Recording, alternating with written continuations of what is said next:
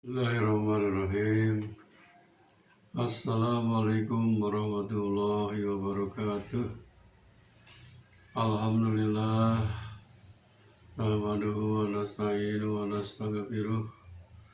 Wa na'udzu billahi min syururi anfusina wa min sayyiati a'malina. May yahdihillahu fala mudilla lahu wa may yudlil fala hadiyalah. Asyhadu an la ilaha illallah wa asyhadu anna Muhammadan abduhu wa rasuluh. Allahumma sholli ala Muhammad wa ala ali Muhammad kama shallaita ala Ibrahim wa ala ali Ibrahim wa barik ala Muhammad wa ala ali Muhammad kama barakta ala Ibrahim wa ala ali Ibrahim fil alamin innaka Hamidum Majid. Ya ayyuhalladzina ittaqullaha haqqa tuqatih wa la tamutunna illa wa antum muslimun. Qala Allah Ta'ala fil Qur'anil Karim. A'udzu billahi minasy syaithanir rajim. Bismillahirrahmanirrahim. Qad aflahal mu'minun alladzina hum bi salatihim khashi'un walladzina hum 'anil lagwi mu'ridun walladzina hum lizakati fa'ilun walladzina hum li furujihim hafidun illa ala azwajihim wa ma malakat aymanuhum fa innahum ghairu malumin faman ibtagha wara'a dhalika fa ulaika humul 'adun walladzina hum li amanatihim wa 'ahdihim ra'un walladzina 'ala salawatihim yuhafizun ulaika humul warisun alladzina yarisuna al-firdaus fiha khalidun. Sadaqallahul adzim. Saudara-saudaraku yang dirahmati Allah SWT, syukur alhamdulillah pada saat ini kita masih diberi nikmat oleh Allah SWT, nikmat jasmani, nikmat rohani, dan nikmat sehat serta nikmat umur. Mudah-mudahan segala macam nikmat yang telah diberikan oleh Allah kepada kita bisa kita mensyukurinya. Amin ya Allah ya Rabbal Alamin. Saudara-saudaraku yang dimuliakan Allah SWT, selawat serta salam mudah-mudahan dilimpahkan kepada Hajil Alam Habibana Nabiyina Muhammad SAW, juga kepada keluarganya, para sahabatnya, dan tidak lupa kepada kita sebagai umatnya. Amin ya Allah ya Rabbal Alamin. Saudara-saudaraku yang dirahmati Allah SWT, sebelum menyampaikan materi pada saat ini, yaitu diambil dari Al-Quranul Karim surat ke-23, yaitu surat Al-Mu'minun ayat 1 sampai ayat 11 yang telah dibacakan tadi. Isi dari surat Al-Mu'minun ayat 1 sampai ayat 11 ini yaitu ada 7 macam sifat yang menjadikan orang-orang mukmin beruntung. Ada 7 macam sifat yang menjadikan orang-orang mukmin beruntung atau bahagia. Sebelum lanjut materi, marilah kita memohon kepada Allah SWT, mudah-mudahan kita semua ada dalam lindungan serta ridho taufik hidayah Allah SWT, dan juga selalu diberi kesehatan lahir dan batin, dan dimudahkan dari segala urusan, baik urusan dunia maupun urusan akhirat. Amin ya Allah ya Rabbal Alamin. Kemudian marilah kita doakan siapa saja di antara kita yang pada saat ini dalam keadaan sakit, baik yang dirawat di rumah sakit atau yang dirawat di rumahnya masing-masing. Mudah-mudahan yang sakit ini cepat disembuhkan oleh Allah SWT, dan mudah-mudahan ada dalam kesabaran dan ketawakalan. Amin ya Allah ya Rabbal Alamin. Kemudian marilah kita doakan kepada siapa saja dari keluarga kita, dari siapa saja, muslimin muslimat, mukminin mukminat, dari masyrik sampai maghrib yang sudah meninggal dunia atau yang ada dalam alam barzah, alam kubur. Mudah-mudahan mereka ini mendapat ampunan, ridho, taufik serta maghfirah Allah Subhanahu wa taala. Amin ya Allah ya Rabbal Alamin. Kemudian kita doakan mudah-mudahan anak cucu kita menjadi anak cucu yang soleh dan solehah, khususnya yang sedang mencari ilmu. Mudah-mudahan dimudahkan mencari ilmunya dan dimudahkan untuk bekalnya, dan mudah-mudahan nanti anak cucu kita bisa berbakti kepada kedua orang tuanya, kepada nusa, bangsa, dan agama. Amin ya Allah ya Rabbal Alamin. Saudara-saudaraku, di dalam Quran surah Al-Mu'minun tadi, ayat pertama, Allah menyatakan kepada kita, qad aflahal mu'minun, sesungguhnya beruntunglah orang-orang yang beriman. Kita sebagai umat yang beriman, pasti ingin menjadi orang yang beruntung, ingin menjadi orang yang bahagia, beruntung di dunia, bahagia di dunia, dan bahagia di akhirat.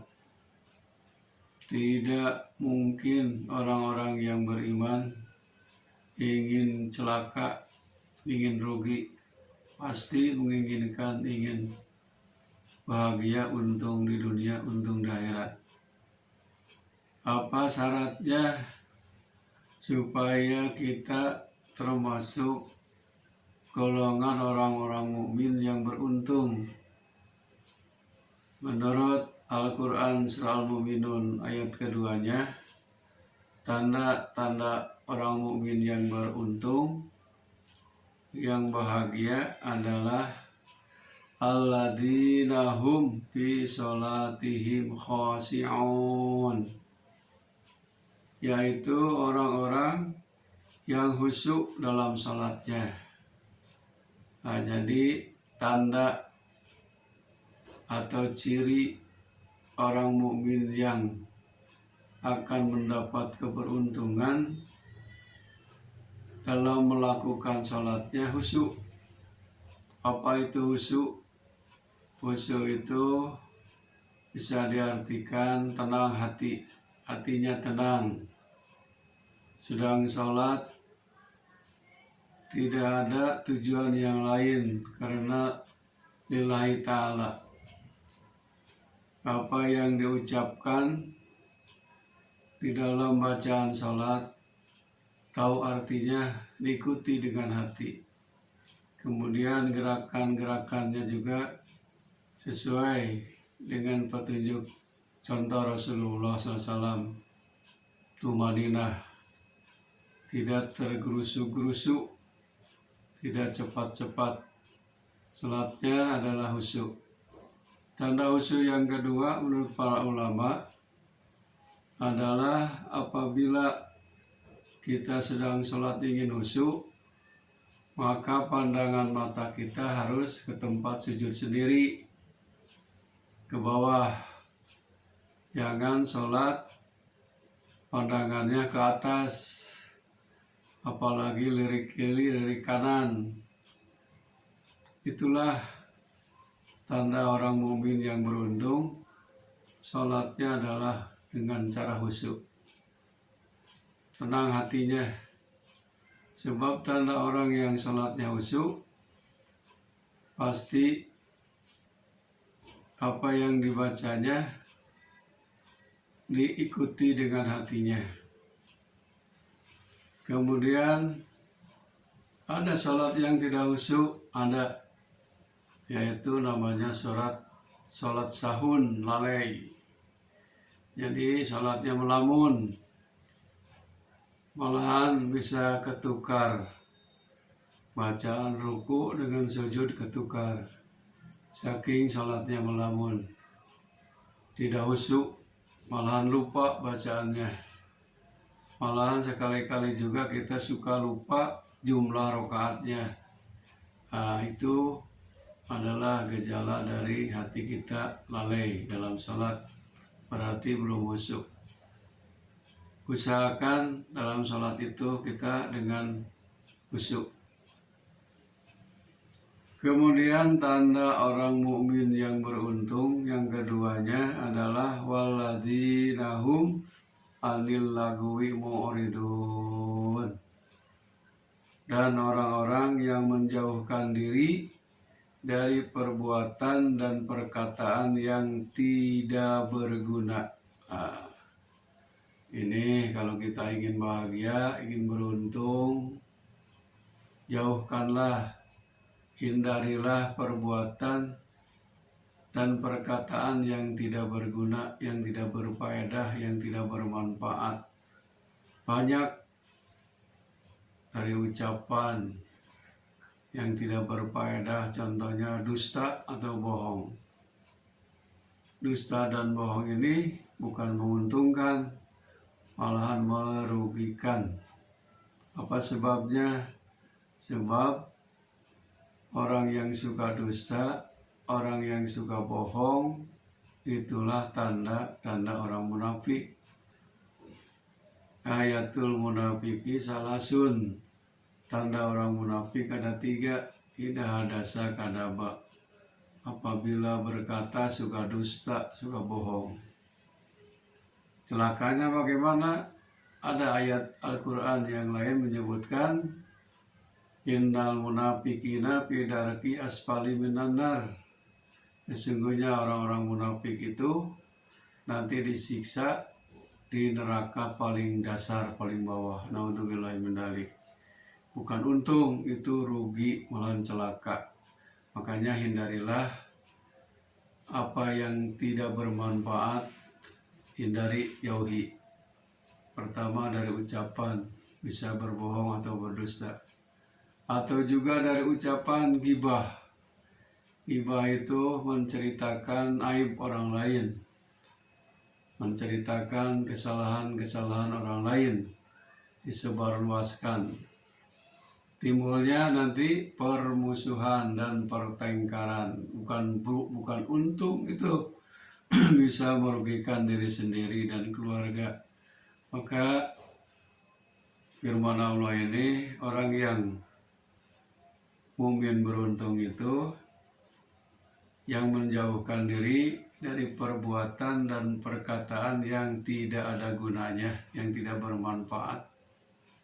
Ibah, dusta, fitnah, namimah, adu domba, itu termasuk ucapan dan perbuatan yang tidak ada gunanya, itu merugikan diri kita. Maka hindarilah itu. Sebab tanda orang yang mukmin beruntung, pasti perbuatan ucapan yang tidak berguna, yang tidak bermanfaat, malah akan menimbulkan dosa dan maksiat, dihindari, dijauhi.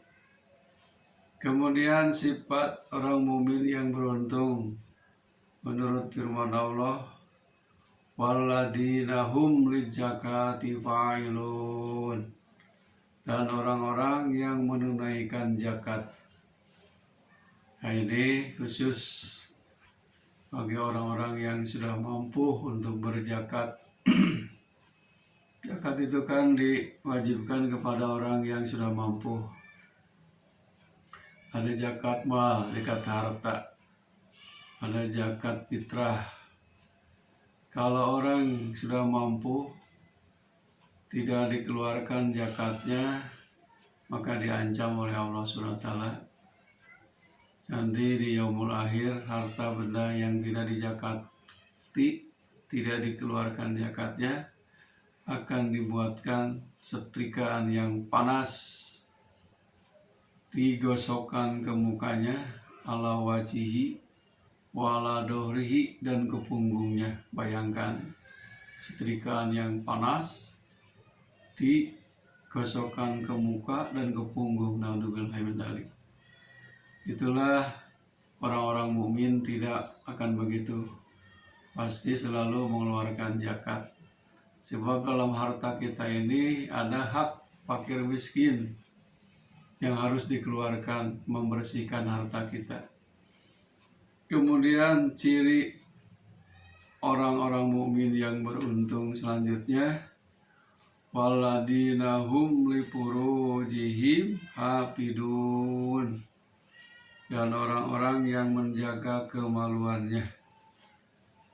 Nah, ini semua orang punya alat kelamin di depan, perempuan punya, laki-laki punya. Kita ini manusia berakal, beda dengan hewan atau binatang. Jadi kita harus selalu menjaga farji kita, kemaluan kita. Jangan sampai terjadi perbuatan dosa dan maksiat seperti perzinahan. Itu kan dosa besar, malahan bisa menimbulkan berbagai macam penyakit yang tidak pernah ada dulu. Ada salah satu hadis Rasulullah SAW menyatakan, di akhir zaman nanti umat kami akan ditimpa berbagai macam bencana. Disebabkan pertama, perzinahan sudah merajalela di mana-mana. Malahan sudah terang-terangan, tidak ada lagi rasa malu. Tidak ada lagi rasa malu sama manusia, apalagi dengan Allah Subhanahu wa Ta'ala. Apa bencananya dalam hadis? Maka akan diturunkan penyakit yang tidak pernah ada dari dulu. Nah, sekarang kita sudah bukti penyakit dari pergaulan bebas, homoseksual, lesbian. Apa penyakitnya? HIV dan AIDS, virusnya membahayakan, malahan menimbulkan kematian. Itu matinya juga pasti itu bukan husnul khotimah, su'ul khotimah. Naudzubillah min dzalik. Jadi ingat, farji kita, kemaluan kita harus dijaga. Kata Allah SWT, ila ala azwajihim aw ma malakat aimanuhum fa innahum ghairu malumin, kecuali terhadap istri-istri mereka atau budak yang mereka miliki, maka sesungguhnya mereka dalam hal ini tiada tercela. Kecuali kemaluan kita, farji kita untuk istri kita, istri kita untuk suami kita, halal. Yang asalnya haram, karena diikat dengan pernikahan jadi halal. Itulah dalam ajaran Islam, menghalalkan yang haram. Itu contohnya, jagalah kemaluan kita ini. Sebab kalau kita ingin beruntung di dunia dan di akhirat, harus dijaga. Malah pernah Rasulullah SAW ditanya oleh sahabat, ya Rasulullah SAW, apa diantaranya perbuatan yang bisa menimbulkan dosa dan maksiat sebagai induk kejahatan. Rasul sambil menunjuk ke bibirnya, ini mulut. Jadi jagalah 2 lubang, kata Rasul. 1 lubang mulut, kedua lubang farji harus dijaga. Karena kalau tidak dijaga itu maka akan celaka dan sengsara. Itulah amanah dari Rasulullah SAW. Kita harus selalu menjaga mulut kita dan menjaga farji kita. Ayat selanjutnya dilanjutkan, pamani butago waro adalika paulaika humul adun. Barang siapa mencari yang dibalik itu, maka mereka itulah yang melampaui batas. Jadi kalau sudah dilarang, harus dijaga farji. Ini berbuat yang tidak-tidak, yaitu perzinahan. Maka itulah orang yang melampaui batas. Waladina hum li'amanatihim wa ahdihim ra'un. Waladina hum li'amanatihim wa ahdihim ra'un.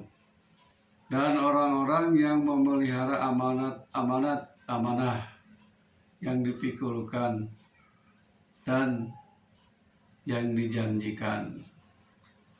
Kita ini semua punya amanah, punya titipan, punya tanggung jawab. Ada hadis Rasulullah SAW, kulukum ra'in, setiap kalian adalah pemimpin.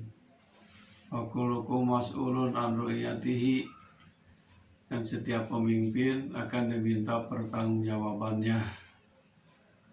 Siapa pemimpin itu? Yang memimpin negara, katakanlah presiden, akan diminta pertanggungjawabannya oleh Allah nanti di akhirat. Kemudian di bawah presiden ada gubernur, di bawah gubernur ada bupati, ada wali kota, ada camat, ada lurah, ada RW, ada RT. Di bawah sekali siapa? Kita. Kita sebagai pemimpin memimpin anggota badan kita, dari ujung rambut sampai ujung kaki kita. Kata Rasul, kulukum ra'in, setiap kalian adalah pemimpin. Malahan bukan presiden saja, arijal, suami punya tanggung jawab. Kemudian istri juga sama, akan diminta pertanggungjawabannya. ART, asisten rumah tangga atau abid, ditanya pertanggungjawabannya menjaga harta majikannya. Kita juga sebagai laki-laki adalah pemimpin keluarga. Perempuan sebagai ibu rumah tangga diminta pertanggungjawabannya waktu sekarang. Apakah kita memenuhi kebutuhan lahir dan batinnya atau tidak? Apalagi batin, itu masalah ibadah. Tidak cukup lahir saja, masalah batin harus tercukupi. Itu tanda ciri orang-orang mukmin yang beruntung. Selanjutnya kata Allah Subhanahu wa taala, wa ahdihim ra'un, apabila janji harus ditepati. Sebab orang munafik apabila janji suka hianat. Wa idatu minahana, apabila diamanati suka hianat. Jangan, amanat apa saja, janji apa saja harus ditepati. Ada peribahasa, janji itu adalah hutang. Al-wa'du dainun, janji itu hutang, harus dibayar. Janji kepada sesama manusia, janji kepada Allah dan Rasul. Kita sudah berjanji dengan membacakan 2 kalimat syahadat.